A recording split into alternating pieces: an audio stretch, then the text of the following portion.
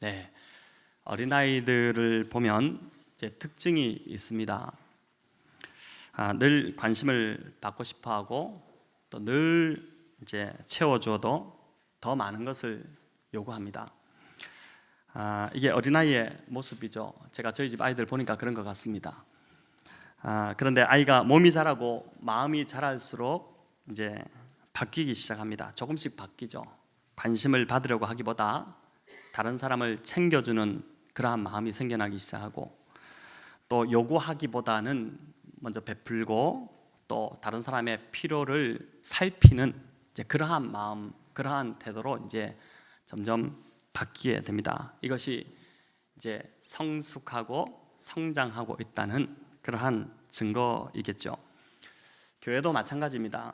이제 영적으로 덜 성숙한 사람일수록 가장 많은 관심을 받으려고 하고 중요한 자리에 자꾸만 이제 앉으려고 앉고 싶어 합니다. 때로 유치하고 영적이지 못한 그 힘겨루기로 공동체의 또 진을 빼놓기도 합니다. 하지만 영적으로 성숙한 자들은 이제 억지를 부리거나 자기를 주장하지 않죠. 잠잠히 지켜보면서 어떻게 이제 도울지를 고민하고 기도하고 그렇게 합니다. 문제를 지적하고 문제를 일으키는 자가 아니라 문제를 해결하고 공동체를 세우려고 하는 자인 것이죠.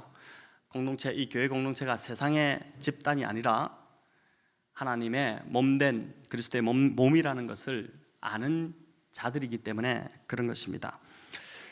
고린도 교회 문제의 핵심은 제가 새벽 기도를 통해서도 계속 말씀드리지만 이제 미성숙함에 있었습니다. 더 나아가 성숙하지 않은 자들이 굉장히 영적인 것처럼 착각하는 것이 문제였습니다.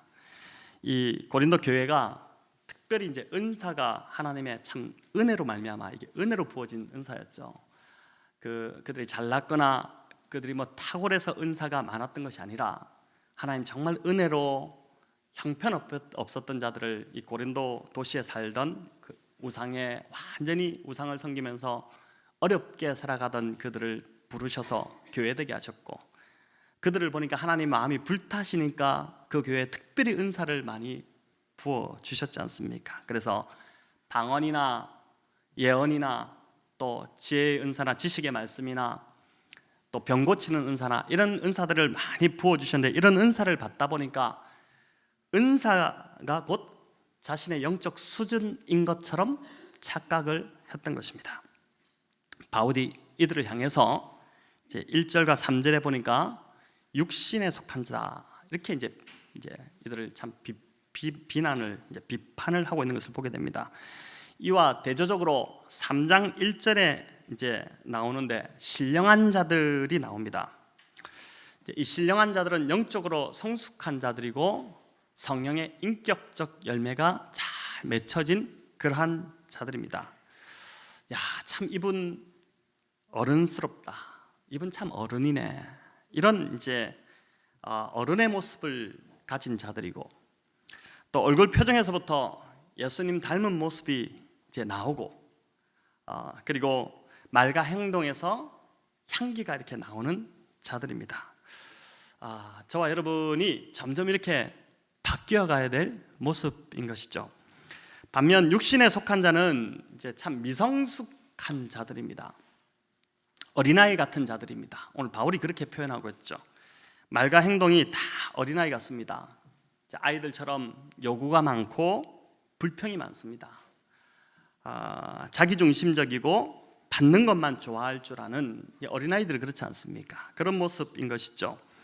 그런데 여기 육신에 속했다, 바울이 이렇게 표현하고 있는데, 그렇다고 해서 이들이 구원받지 못한 자라는 의미는 아닙니다. 2장 14절에 보면 또 다른 표현이 나오는데 육에 속한 사람이 나옵니다. 우리말은 이제 비슷해 보입니다. 육에 속한 사람이나 이제 육신에 속한 사람이나 그 말이 그 말 같은데 원어로는 확연한 차이를 보입니다.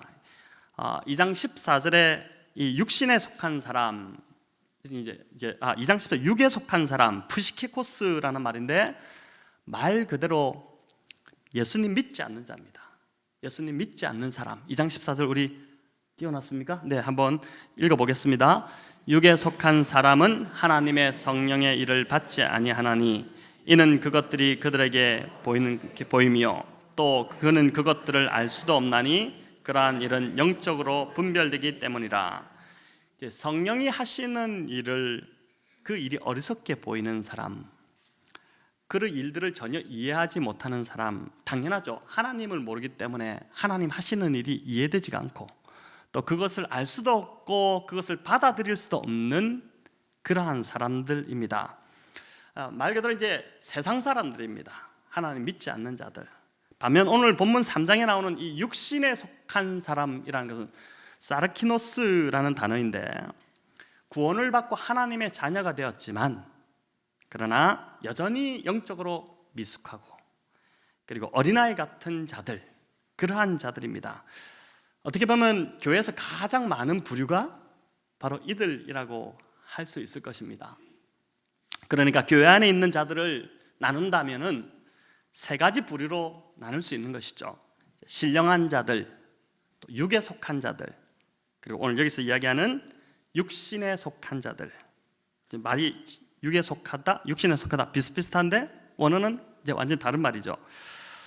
거듭나서 영적으로 이제 성숙되고 성령의 인격적 열매가 잘 맺혀져 있는 신령한 자들, 또 아직 하나님을 영접하지 않고 영적으로 거듭나지 않은 세상에 속한 세상 사람들, 이들이 육에 속한 자들이 있고, 그리고 거듭나지는 했지만 여전히 미숙한 상태에 머물고 있는 육신에 속한 자, 이렇게 세 부류로 이제 바울은 이야기를 합니다.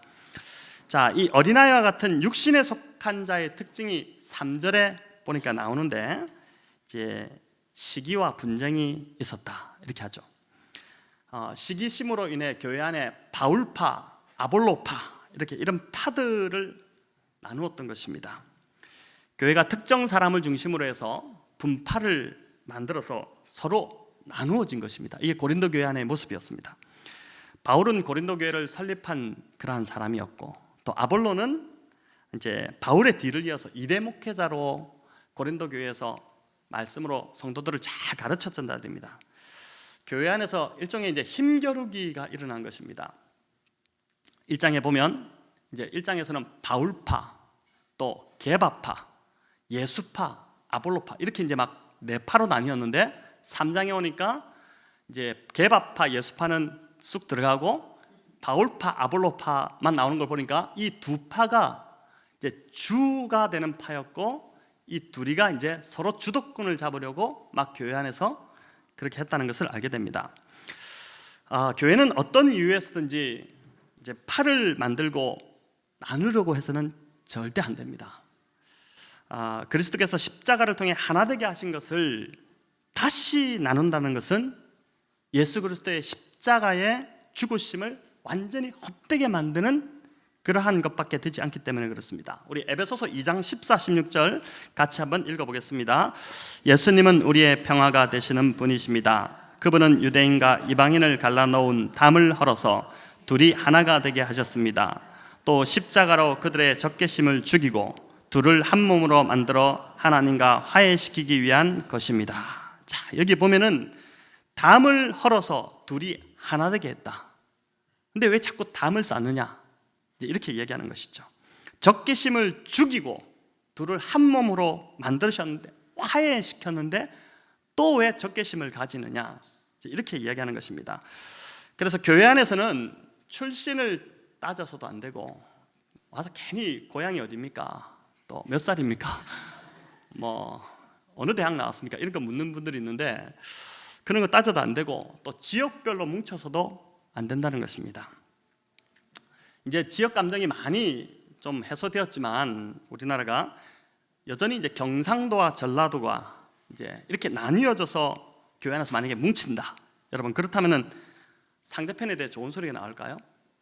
이제 해묵은 그 어떤 지역 감정이 여전히 좀 흐르고 있는 상황이기 때문에 오히려 교회 안에서 막 서로 경상도파가 주도권을 잡아야 된다, 전라도파가 주도권을 잡아야 된다, 막 이런 일들이 일어나게 될 것입니다.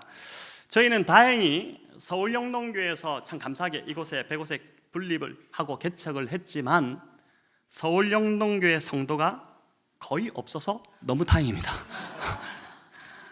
만약에 있었다, 배고파 서울파 이렇게 나뉘어질 그런 염려가 저희가 전혀 없지 않습니까?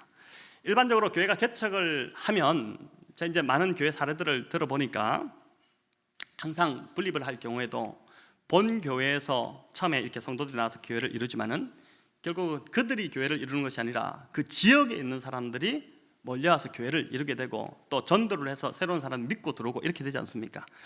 그러다 보니까 항상 한 2, 3년 지나면 일어나는 잡음이 뭐냐면 이제 본 교회파와 그 지역에서 들어온 사람들 간에 어떤 이제 약간 대결 구도 뭐 이런 것도 생기고 서로 주도권을 잡으려고 하는 그런 이제 시끄러움들이, 잡음들이 교회 안에 이제 생기는데 저희는 이런 면에서 볼 때 정말 감사한 일입니다. 또 교회 안에서 직분을 선출할 때도 이제 파가 생길 경우가 종종 있습니다. 성가대에 속한 분 중에서 장로가 선출되면 무조건 성가대원들은 그분을 다 찍습니다. 무슨 보험회사 광고 카피도 아니고 묻지도 따지지도 않고 찍습니다. 그냥 교육부서 이런 데서 이제 교육부서에서 참 장로가 나오기 힘들더라고요. 제가 보니까 이제는 성가대는 앞에 매주 서니까 얼굴이 이렇게 알려지는데 교육부서는 항상 그 언더그라운드에서 아이들하고만 있다 보니까 얼굴이 알려지지 않다 보니까 그래서 교육부서에서 나오면 참 훌륭한 분인데도 불구하고 부서가 다르네 이러고 이제 외면해버리고 이건 우리 부서네 무조건 찍는 겁니다. 교회에 하나님이 지금 이 시기에 세우기 원하는 일꾼이 누군지를 기도하는 가운데 분별해서 세워야 되는데 이런 일들을 하는 것이죠. 여러분 고린도 교회가 바로 이런 짓을 했다는 것입니다. 이들이 나는 바울파다, 나는 게바파다, 나는 아볼로파다 이렇게 주장한 데는 바울이 뛰어나거나 또는 아볼로가 너무 좋아서 그렇게 한 것이 아니라 바울과 아볼로를 빙자해서 교회 안에서 자신들의 영향력과 입지를 굳히려고 했던 것입니다. 단지 그들의 이름을 빌려서 이제 그렇게 한 것이죠. 바울파는 당연히 바울이 고린도 교회를 세웠기 때문에 우리가 교회를 이끌어가야 된다 이렇게 주장한 것이고, 아볼로파가 듣다가 무슨 소리 하냐, 바울이 비록 교회를 세웠지만은 그러나 그 이후에 아볼로가 가서 얼마나 많은 일을 했는데 그 탁월한 말씀의 능력으로 이 교회를 이렇게 훌륭히 세웠기 때문에 당연히 아볼로파가 이제 교회에 주도권을 쥐고 교회를 이끌어가야 된다 이런 주장을 한 것이죠. 자, 이런 일로 교회가 쪼개어지고 막 나뉘어지다 보니까 에베소에서 이 소식을 전해들은 바울의 이 마음이 얼마나 낙심이 되고 낙담이 됐겠습니까? 1년 6개월 동안 정말 눈물로 세웠던 교회인데 그 교회가 막 사분오열되고 있으니까 바울의 마음이 완전히 무너진 것이죠. 그래서 바울이 5절에서 뭐라고 하냐면은 우리 같이 한번 읽겠습니다. 그런즉 아볼로는 무엇이며 바울은 무엇이냐? 그들은 주께서 각각 주신 대로 너희로 하여금 믿게 한 사역자들이니라. 아멘. 여기 아볼로와 바울이 무엇이라고 합니까? 무엇이냐 이렇게 하죠. 아무것도 아니란 것입니다. 사역자들이라고 하는데 이 원어로 지난주에 우리 정영호 목사님 참 잘 말씀을 밝혀주셨는데 디아코노스라는 뜻인데 이제 디컨 영어의 집사가 이제 여기서 나왔는데 섬기는 자, 종이라는 뜻입니다. 사역자는 종 이런 뜻입니다. 근데 더 정확한 의미는 식탁에서 시중드는 웨이터란 뜻입니다. 바울이 그렇게 하는 거죠. 우리는 웨이터에 불과한데 왜 나는 바울 웨이터 편이다, 나는 아볼로 웨이터 편이다 이렇게 하면서 우리 뒤에 줄을 서려고 하느냐? 우리는 너희들이 그렇게 줄을 설 만큼 훌륭한 자가 절대 아니다. 그 이야기를 하고 있는 것입니다. 단지 바울은 심었고 아볼로는 물을 주었고 자라게 하시는 이는 누구라고 합니까? 하나님이시다. 고린도 교회에 처음에 교회를 세우는 역할을 바울이 했고 또 아볼로는 이후에 말씀을 잘 가르치는 역할을 한 것뿐이지 실제로 고린도 교회 성도들을 자라게 하신 분, 그분은 하나님 한 분밖에 없다는 것입니다. 여러분 바울의 이 고백이, 저는 이 바울이 이렇게 고백하는 자체가 참 너무 신선하고 좋다, 정말 건강하다, 그리고 겸손하고 하나님 앞에서 자유하고 또 자연스럽고 정말 이게 영적이고 어떤 권위도 찾아볼 수 없고 자기를 높이려는 모습, 이런 것이 보이지 않지 않습니까? 내가 다 했다. 나 때문에 이만큼 교회가 성장했다. 내가 아니었으면 지금의 교회는 없었을 것이다. 여러분, 이런 생각이 가장 유치하고 또 가장 위험한 생각인 것입니다. 주장하려고 하고 공로를 내세우려고 하고 이렇게 하는 것만큼 위험한 것도 없는 것이죠. 여기 사역자라는 단어, 이게 디아코노스, 식당에서 이게 시중들은 웨이터라고 이제 제가 말씀드렸는데, 생각해 보십시오. 식당에서 하루 이제 식당 장사를 다 마치고 문을 닫는데 웨이터가 탁 나오더니 오늘 내가 일 다 했습니다. 내 아니었으면 오늘 장사 될 줄 알았습니까? 주인이 탁, 또 아니 더 중요한 주방장이 볼 때 뭐 저런 게 다 있나? 얼마나 꼴 살았고 꼴불견이겠습니까? 더 중요한 사람들이 참 묵묵히 다 했는데 뭐 별것 아닌 정말 제일, 웨이터를 지금 낮춰서 말하는 것이 아니라 이 탁 나와가지고 내가 다 했다고 막 하면은 그것만큼 참 어리석어 보이는 일이 어디 있겠습니까? 여러분, 7절에 바울이 뭐라고 합니까? 그런즉 심는 이나 물 주는 이는 아무것도 아니로되, 아무것도 아니로되. 또 5절에 보면 주께서 각각 주신 대로 했다고 그러죠. 바울이나 아볼로가 사역자로서 감당할 힘을 스스로 한 것이 아니라, 똑똑해서 잘나서 그랬던 것이 아니라 하나님이 다 주셨다는 것입니다. 가르칠 능력도 하나님 주시고 사역의 방향성도 하나님 주셨고 지혜도 주시고, 그들을 돌아볼 수 있는, 사람이 사람을 품을 때요, 하나님 사랑의 마음 주시지 않으면 절대 못 품습니다. 절대 안 돼요. 근데 그 품을 수 있는 마음도 하나님이 주시고, 그래서 다 그렇게 이 교회를 세웠다라는 것이죠. 그러니 뭐라고 합니까? 우리는, 바울이나 아볼로는 아무것도 아니다. 우리는 아무것도 아니다. 그 이야기 하고 있는 것이죠. 여러분, 목회자인 저에게 설교가 그런 경우입니다. 정말 하나님이 다 하십니다. 여러분, 설교가 굉장히 준비하다 보면 안 풀릴 때가 있습니다. 1시간을 노트북 앞에 앉아 있는데도 한 줄을 못 쓸 때가 있습니다. 제가 어젯밤이 그런 경우였는데 여러분, 그럴 때 어떻게 할까요? 주님 살려주세요. 주여 불쌍히 여겨주세요. 설교를 제발 좀 풀어주세요. 이 기도가 진짜 엎드려집니다. 여러분, 진짜 막 손을 이렇게 모아지고 엎드려집니다. 근데 그렇게 기도할 때 어떤 생각이 드냐면은, 생각지도 않게 높아진 저의 마음을 보게 하십니다. 어젯밤에도 그랬어요. 그러니까 대부분 설교가 안 풀어질 때는 이런 마음을 품고 있을 때입니다. 그렇다고 제가 무슨 크게 범죄했다 이게 아니고요, 이제 내가 할 수 있다는 마음, 그리고 당연히 나는 잘할 거라는 마음, 약간 높아져 있는 마음인데 하나님은 그것도 허락하지 않습니다. 그러니까 다쳐버리는 거예요. 어떤 것도 풀어지지 않고 다치는데 그거 회개하고 하나님이 하시는 것입니다. 고백하고 듣겠습니다 하면 그때부터 이제 막 부어지기 시작합니다. 여러분, 그래서 이렇게 막혀서 엎드리시게 하는 것이 은혜입니다. 그렇게 하니까 내가 했다는 소리가 안 나옵니다. 나는 한 게 하나도 없고 나는 아무것도 아니고 오직 하나님이 다 하셨습니다. 저는 오늘도 이 고백으로 이 자리에 말씀을 들고 섰습니다. 그래서 바울은 우리의 터가 예수 그리스도다라는 것을 고백합니다. 여러분, 11절 같이 읽겠습니다. 이 닦아둔 것 외에 능히 다른 터를 닦아둘 자가 없으니 이 터는 곧 예수 그리스도라. 이 터는 곧 예수 그리스도라. 가정을 세우든 교회를 세우든 또 관계를 세우든 새로운 사업을 시작하든 뭐든 간에 그 기초가 내 노력과 내 힘과 내 지혜와 내 능력, 이것이 되어서는 안 된다는 것이죠. 우리의 기초는, 우리가 무엇을 하든지 우리 인생의 기초는 오직 한 분, 예수 그리스도. 그분의 은혜로, 오직 그분의 은혜로 우리가 살아가야 된다. 그분의 은혜로 우리의 인생을 세워야 한다라는 것입니다. 그래서 우리는 늘 기도해야 하는 것입니다. 여러분, 기도는 하나님을 전적으로 의지한다는 표현이죠.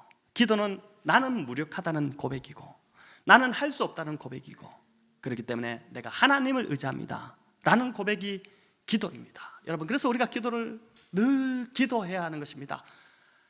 순간순간 매 순간 하나님께 우리의 초점을 맞추고 고백하고 아뢰고 그렇게 하는 것이죠. 자, 이제 12절부터 보면 예수님이라는 그 기초 위에 집을 짓는데 사용되는 재료가 나옵니다. 재료가 여러 가지가 많이 나오는데 구분하면 딱 두 가지입니다. 불에 타느냐 타지 않고 남느냐, 이 두 가지로 나뉩니다. 불에 타느냐 타지 않고 남느냐. 금이나 은이나 보석 같은 재료는 불에 타지 않고 그대로 남지만 나무나 풀이나 짚은 어떻습니까? 금방 다 타버립니다. 이런 재료로 집을 짓지 말라는 것이죠. 여러분, 평생을 쌓아 올린 집인데 나중에 불타서 하나도 남지 않는다면, 하나님 앞에 갔을 때 우리가 평생을 살아왔는데 우리는 뭔가 많은 것을 했다고 주님 앞에 가져갔는데 그 공력을 시험하는 불이 나가서 훅 지나가는데 돌아보니까 하나도 없습니다. 다 타고. 얼마나 인생이 허무하고 그 자리에서 당황이 되고 내가 이거 어떻게 산 것인가, 이런 생각이 들지 않겠습니까? 자, 여러분, 이게 무엇을 의미하는 것일까요? 오늘 본문에는 신령한 자와 육신에 속한 자가 나옵니다. 육신에 속한 자, 여전히 예수님을 영접한 자입니다. 그러나 미숙한 상태로 있는 자입니다. 둘 다 똑같이 신앙생활을 합니다. 몇십 년간 신앙생활을 했습니다. 직분도 받고 집사도 되고 둘 다 똑같이 집사입니다. 이 집사, 김 집사 이렇게 해가지고 똑같이 집사인데, 그런데 나중에 하나님 앞에 갔을 때 신령한 자는 그동안 신앙생활하고 하나님을 섬긴 모든 것이 그대로 다 남아서 상급이 되는 반면에 육신에 속한 자는 다 불타 없어지고 하나도 남지 않게 되는 것입니다. 겨우 자신만 부끄럽게 구원받는 일이 있을 거라는 것이죠. 차라리 세상 사람들처럼 주일에 놀러다 가고 하고 싶은 거 다 하고 막 살았다 하면 억울하지도 않을 건데 어정쩡하게 주일날도 가서 막 할 거 다 하고 막 다 했는데, 봉사도 하고 11조도 다 드리고 막 다 했는데 보니까 그 공적이 다 불타 없어지니까 얼마나 억울한 일이 되겠습니까? 여러분, 마태복음 7장에서 우리 주님이 참 무시무시한 경고를 우리한테 주시는데 7장 21절부터 23절 우리 같이 한번 읽겠습니다. 나더러 주여 주여 하는 자마다 다 천국에 들어갈 것이 아니요 다만 하늘에 계신 내 아버지의 뜻대로 행하는 자라야 들어가리라. 그날에 많은 사람이 나더러 이르되 주여 주여 우리가 주의 이름으로 선지자 노릇하며 주의 이름으로 귀신을 쫓아내며 주의 이름으로 많은 권능을 행하지 아니하였나이까 하리니 그때에 내가 그들에게 밝히 말하되 내가 너희를 도무지 알지 못하니 불법을 행하는 자들아 내게서 떠나가라 하리라. 아멘. 여러분, 선지자 노릇하는 것, 귀신을 내어 쫓는 것, 많은 권능을, 능력을 행하는 것, 이게 보통 일입니까? 우리 중에 누가 여기서 나와서 귀신 들리냐고 하는데 가서 귀신을 내어 쫓다, 대단한 사람이다, 대단한 능력을 가졌다, 또 선지자적 말씀을 선포하고 이야 대단하다 이렇게 하지 않겠습니까? 그런데 이런 대단한 일을 행했지만 주님이 뭐라고 하십니까? 내가 너를 도무지 알지 못한다. 너 누구냐 도대체? 이게 완전 충격적인 일인 것이죠. 거기다 더해서 뭐라 합니까? 불법을 행하는 자여 나에게서 떠나갈지어다. 네가 옳은 일을 행했느냐? 아니다. 너는 불법을 행했다. 너 평생 나를 위해서 한 것이 아니라 너를 위해서 했다. 너를 위해서 섬겼다. 너를 위해 신앙생활 했네. 불법을 행하는 자여 나에게서 떠나갈지어다. 난 너 모른다. 여러분, 이게 우리 마지막 날에 하나님의 우리를 향한 선언이 된다면은 어떻게 되시겠습니까? 두렵지 않습니까? 우리는 교회에 오면 뭔가 주님을 위해서 해야 하지 않을까, 이런 생각에 주님을 위해서 자꾸만 무엇을 하려고 하는데, 이 구절을 볼 때 선지자 노릇하고 귀신 내어 쫓고 권능을 행하고 이렇게 무엇을 하는 것이 중요하지 않다는 것을 보여줍니다. 혹 우리 중에 그런 분 없으시겠지만 더 많은 상급을 받기 위해서, 또 사업이 잘 되기 위해서, 자식이 잘 되기 위해서, 또 하는 일이 잘 되기 위해서, 더 많은 복을 받기 위해서 주일 성수도 하고 11조도 드리고 또 봉사도 하고, 여러분 그렇게 한다면 그거는 오늘 이 본문에서 말하는 그대로 불타 없어질 재료로 집을 짓는 것, 인생을 세우는 것밖에 되지 않는다는 것입니다. 저와 여러분이 예배드리고 봉사하고 섬기는 것은 우리가 구원받기 위해서, 또 우리가 더 많은 복을 받기 위해서 그렇게 하는 것이 아니라 이미 우리가 구원받았기 때문에, 우리를 구원하신 그 사랑이 너무 크고 감사하기 때문에 자연스럽게 나오는 반응이어야 한다는 것입니다. 이런 봉사와 섬김이 영원히 남게 될 그러한 봉사가 된다는 것이죠.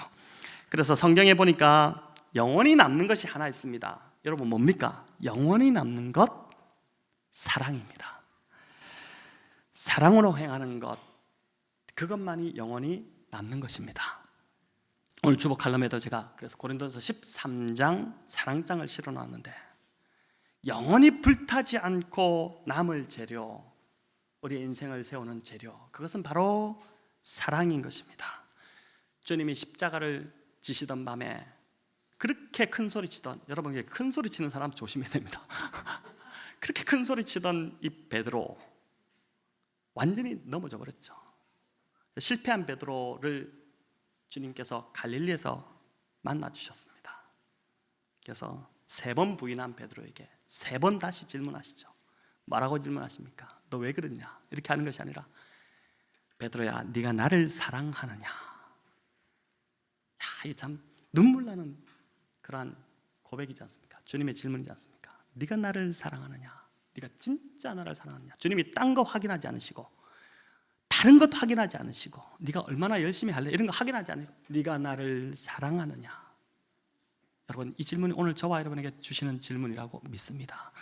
네가 나를 사랑하느냐? 그 사랑을 확인하신 후에 우리 주님께서 내 양을 먹이라, 내 양을 치라, 사명을 주신 것이죠. 그래서 교회는 절대 일이 먼저 돼서는 안 됩니다. 사랑이 먼저입니다. 주님을 사랑하는 관계가 우선이 되어야 합니다.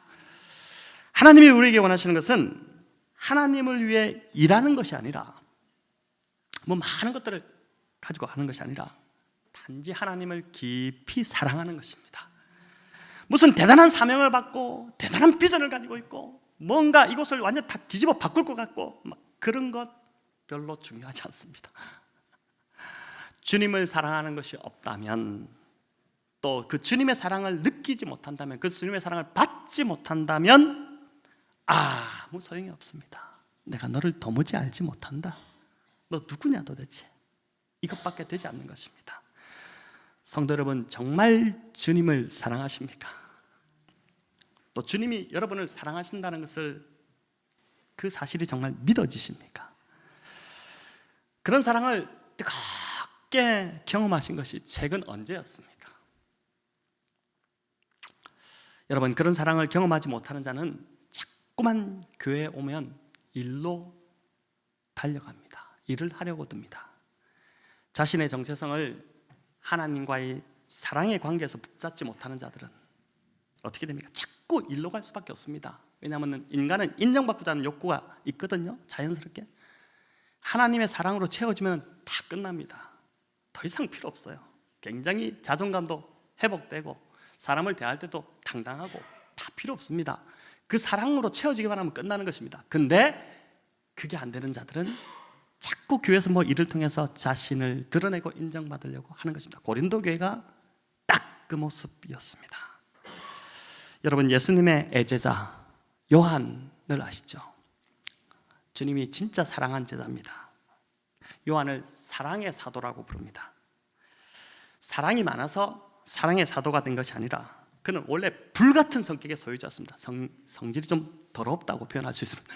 사마리아를 지날 때 어떻게 합니까? 주님, 불을 내려서 이들을 다 태우십시오. 이렇게 이 제자가 할 소리입니까?